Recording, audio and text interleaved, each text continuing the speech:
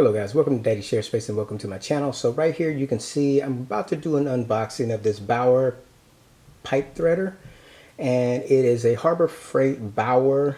It says it threads pipe over 40% faster. So what this kit includes is a carrying case, 6 die sets, die head adapter, replacement motor brushes, threading support arm, and an oil can. And it's portable heavy duty pipe threading kit, so you can get a look at it right there, and then you can see all the components right here on top. And this is model number 2028EB. And then over here to go with it, I needed something to hold the pipe, so I have here, this is a portable chain vise. Portable chain vise. It's a genuine Doyle quality, another Harbor Freight product. You can see how it's utilized. I almost bought this bucket too, but I decided not to at this time. And then just taking a look here, it says it's a wide base, ensures plenty of workspace support, integrated pipe benders.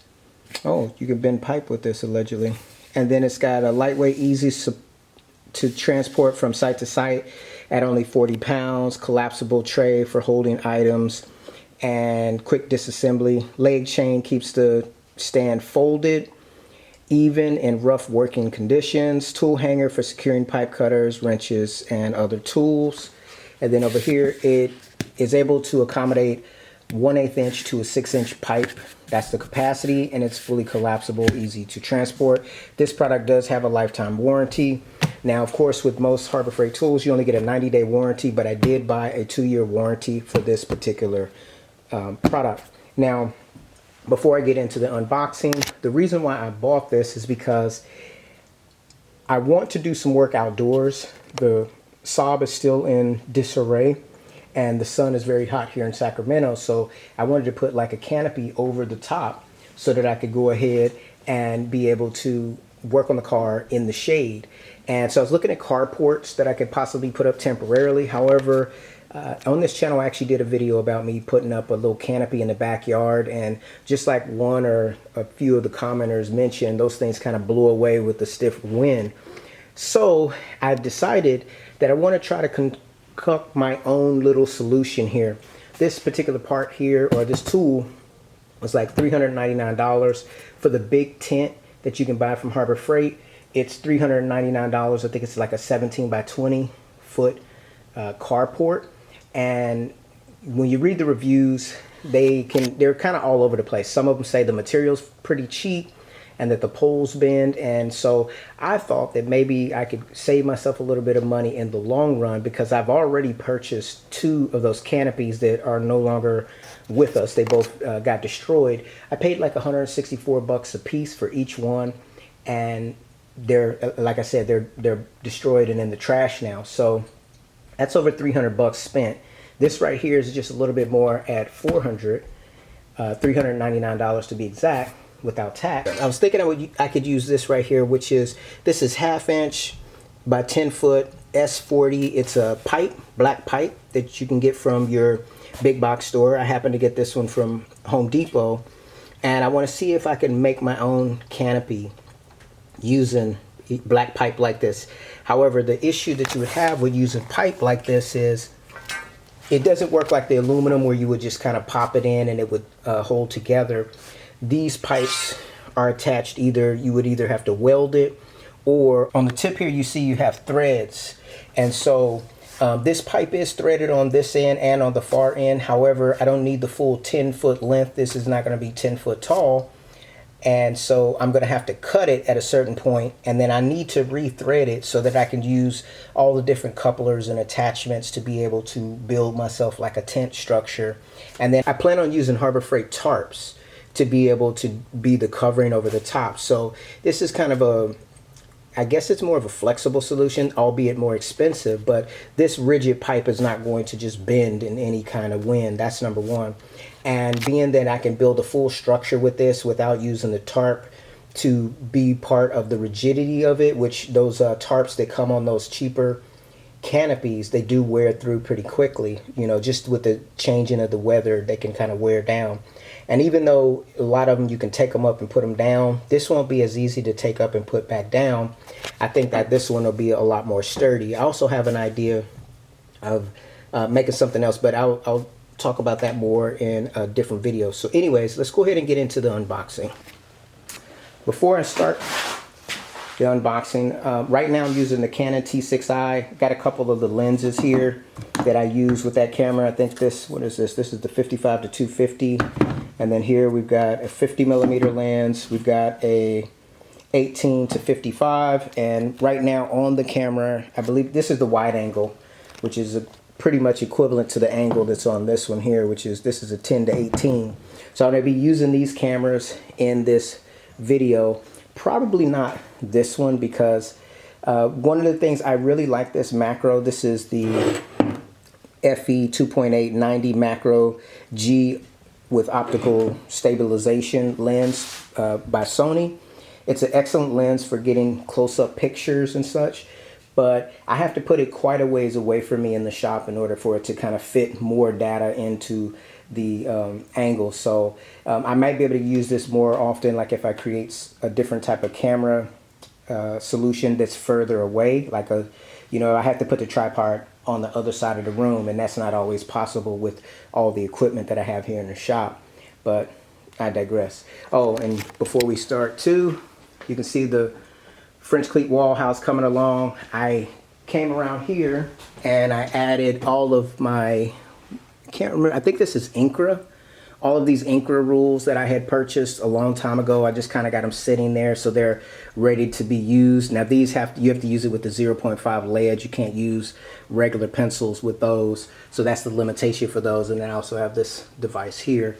And I got a couple rulers like this, these angle rulers that I can use. I put my Bench Dog story stick right here for now. I'll probably do something else, but in the long run. So yeah, we trying to get this shop together, but in order to do that, I want to build more functionality into the shop.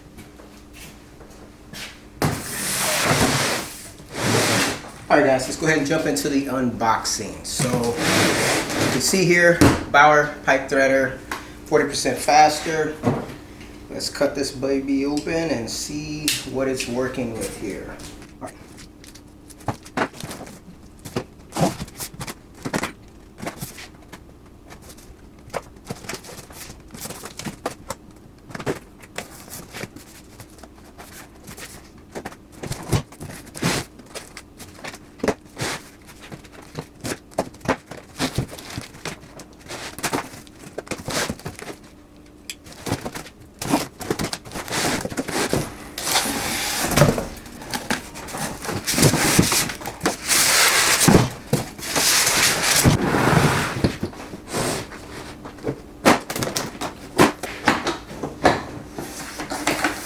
Alright, so this is what it looks like on the inside.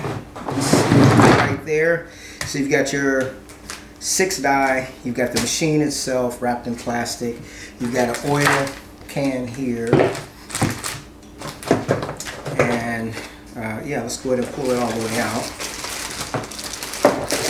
The machine is substantial as far as the weight is concerned. I want to say it's probably like 20-some pounds. You've got your pipe vise here. I'm assuming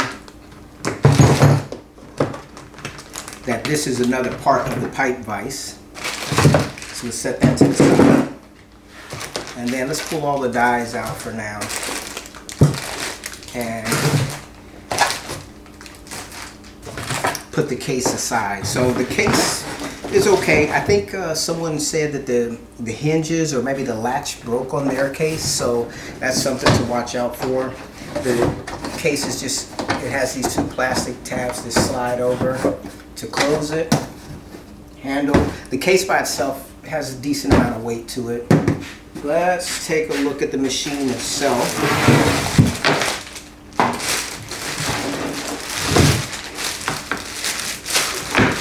This is not a light tool.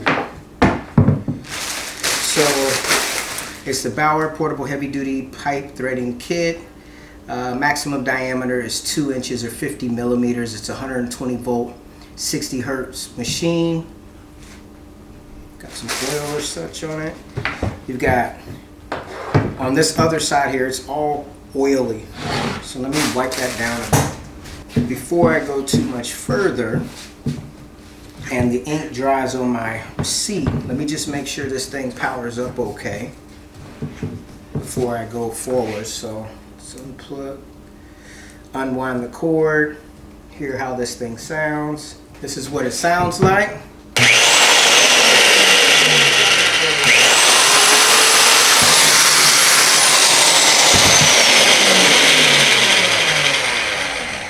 So this is an extremely loud tool. So here you have your brushes for the device. Let's put this over here. Let's take a look at the dies and see what we're working with. We'll start with the top one, or the 2-inch die. That. You can see the teeth on the inside there, and it's you've got these Phillips screws bolting the teeth in. You've got your 1.5-inch die, and the number size is engraved here on the top. 1.25. You've got your 1-inch,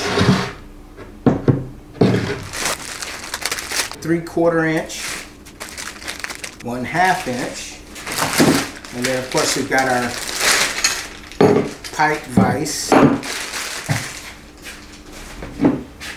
And I assume there's a nut on the end here. This is going to just slide through like this, and you'll bolt it on. Alright, you could tighten that up. So that's going to give you the ability to put your pipe through here and bolt it down.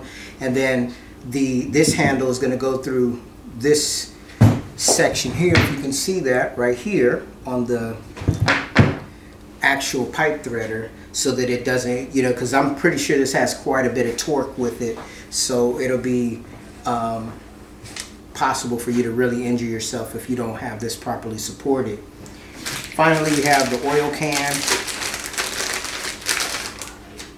Now at Harbor Freight, I wasn't able to see the cutting oil, or I didn't see that they were carrying any cutting oil, so at least not that I could pour in this can. So what I picked up was this cutting oil here. It's cutting oil, thread cutting lubricant, CRC. This is a Harbor Freight carried product here. So I'm going to put the brushes away. So this is what you're going to get for $400 from Harbor Freight. Now the reason why I decided to go with this option over the Doyle, which is a manual device, for the 6 die it's $329 for the Doyle, and then you have to buy the handle, the manual handle, for an extra $40 or so. In addition to that. So I did consider going manual because I'm not going to be doing something like this on an everyday basis, but I felt like the price was a little bit too close to the battery or the corded option.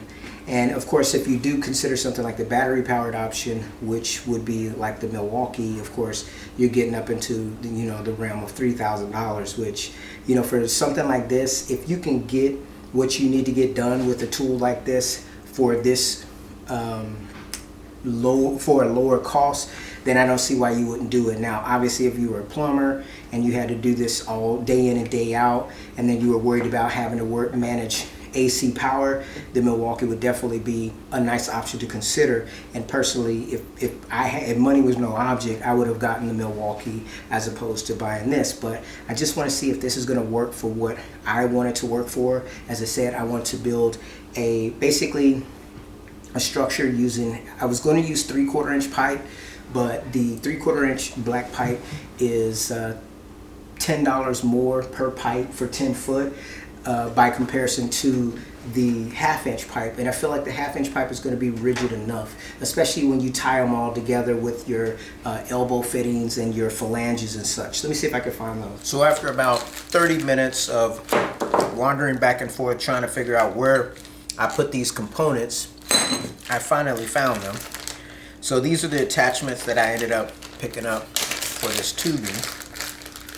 So here I have, this is a 90 elbow with the side outlet. And as you can see here, they just, you know, screw on. And that's how, like if this was, say, the, you know, whether it be the top or the bottom of my structure, this is going to give me the ability to have a pole coming out this way and out this way, so it could stand up. This could be the base or this could be the top. Now I'm not going to rearrange it right here now because I still have the whole bar, the other 10 foot going all the way down over there on my MFT. So just to test this theory out, I bought a couple of these, another one here, and then I bought these flanges. So I'm still trying to consider what the best way to do, or the best way to put this all together, because I was thinking I could use these as the feet, if you will, to the structure. As you can see, they fit on like that. And if I need a bigger, like a bigger base, you've got these 4 holes that I could drill this down into something, whether it be stone, brick, or a piece of wood, and then, you know, set these down as the legs of my structure. Or alternatively, if say I wanted to build a complete cube, then I can have these at all 4 corners sitting like this, one going straight up, and then the other 2 going out to form the cube. And then the only problem with that is I would have to worry about rolling over the bar when I bring tools in and out of that shelter. Or like I said, the bar that I have here is like 10 foot long, so I can put these together and build it up around the saab if I need to when I'm working on the saab. Or as I said, alternatively, I can put it in the backyard and put it up to put a tarp over the top to protect my tools from the sun, like when I need to pull stuff out, or if I wanted to work outside, I can do that as well. So this is going to add a nice degree of functionality by using what I would consider an unconventional tool for that task. So we're going to see if it works out. So I'll finish the unboxing of the portable chain vise, and then first we'll put the dies in the machine. We'll see how that works out, and then we'll go ahead and unbox the genuine Doyle portable chain vise. And then after we do that, we're going to go ahead and cut this pipe just as a test run. And once we cut it, we're going to thread the other end just to see how all this works. We'll use these devices here, these right here, to test the threading to make sure it works out before we move forward with the whole project. So lots of steps involved in this. So as I said, we'll go ahead and put the dies in the machine, try that out as far as see how it sounds and how it runs. We'll unbox the portable chain vise, then we'll move on to cutting the pipe, and then try the assembly, make sure the threads are good, and we'll go on from there. All right, so we've got the tool here on the table, and I bought these Milwaukee gloves. They got like a texture on them here, so that when you're messing around with the metal devices, you don't get metal shavings in your hands easily. Let's set this stuff aside here.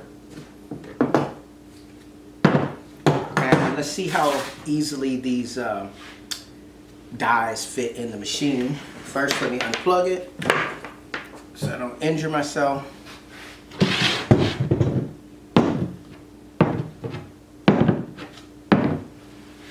Alright, turning it over like this. I'm thinking the dies may fit on this side potentially, like this, because I'm thinking it's gonna go, I'm not sure. Let's take a look. Let's take a look at the directions. So yeah, the dies go in on this side here, and it says select the appropriate die to be threaded. Dies are intended to be used standard schedule 40 steel pipe, and it says insert die into the die adapter, pipe threader. Make sure the die is secure in place before proceeding. It says if the 1.5 or 2 inch dies are required, remove the die adapter insert from the pipe threader. So I'm thinking this is the adapter insert.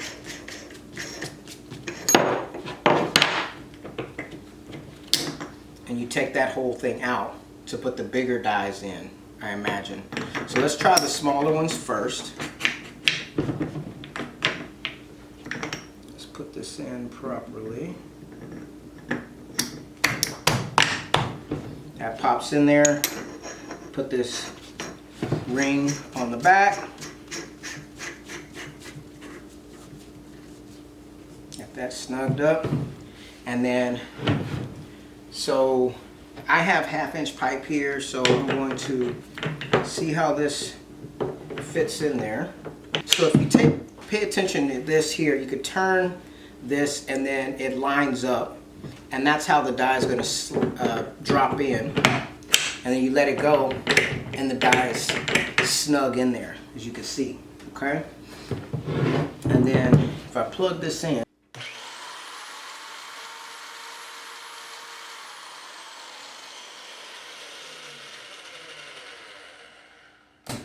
switching this.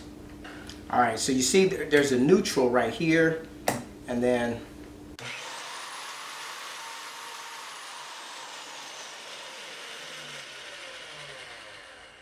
so you do have the ability to change the die blades on this. Okay, so going forward, this tab or this switch faces back towards you, neutral. And then to go in reverse, which I'm not quite sure why. Sometimes it doesn't want to go in reverse right there, as you can see. But it'll, so it looks like you probably have to kind of toggle it a little bit, because it may get caught up somewhere, so it doesn't actually want to switch into the different gears. I see that right off the bat. So reverse, neutral, forward. So your handle, this is the rod slot, directional switch, the die adapter, which is in here, clamp rod, and then the lever clamp. Let's put in a different die. So you're going to twist this and then you can pop the die out. So let's try the 1" twist, drop it in, you're good to go.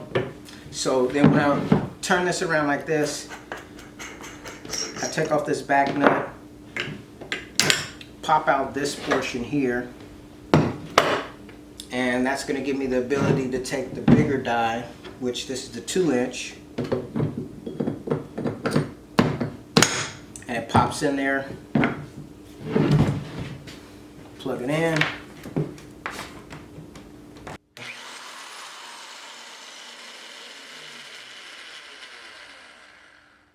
Alright, so let's go ahead and unbox the portable chain vise, and then we can move on to cutting a piece of black pipe and giving this thing a whirl.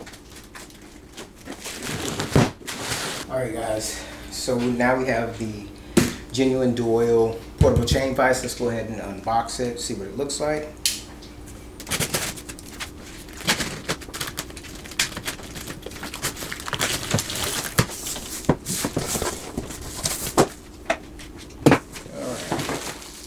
Got a leg here.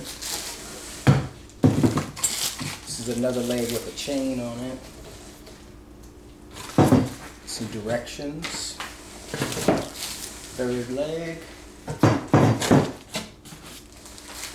Some bolts and fasteners.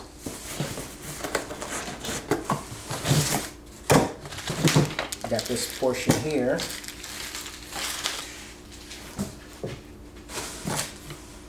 Base piece. I think that's everything in the box. Let's take this out of here. We got this section.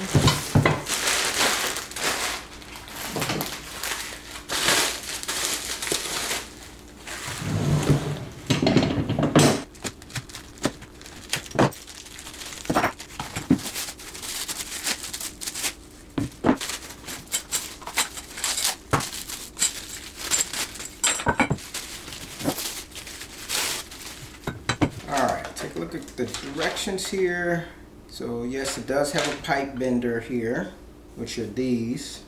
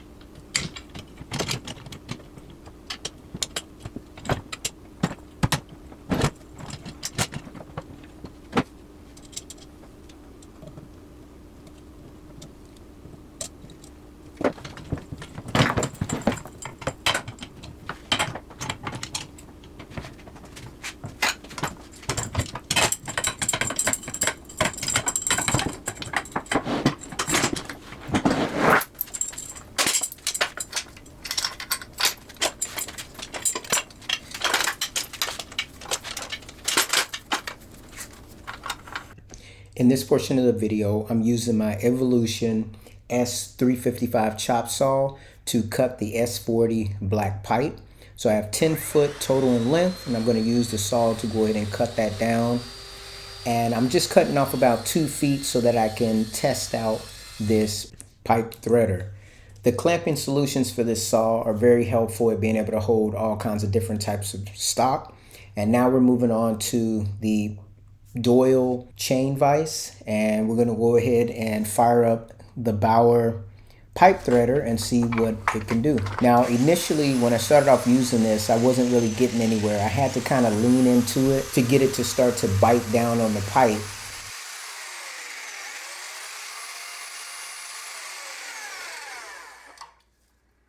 And then as you can see here, I'm using a little bit of lube to keep everything flowing.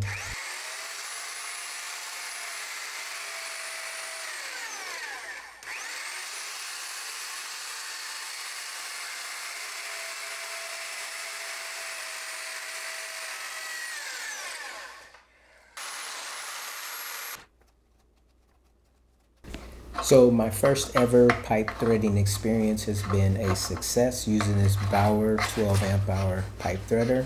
As you can see, I'm able to use the off-the-shelf Home Depot part. It screws on and off without issue.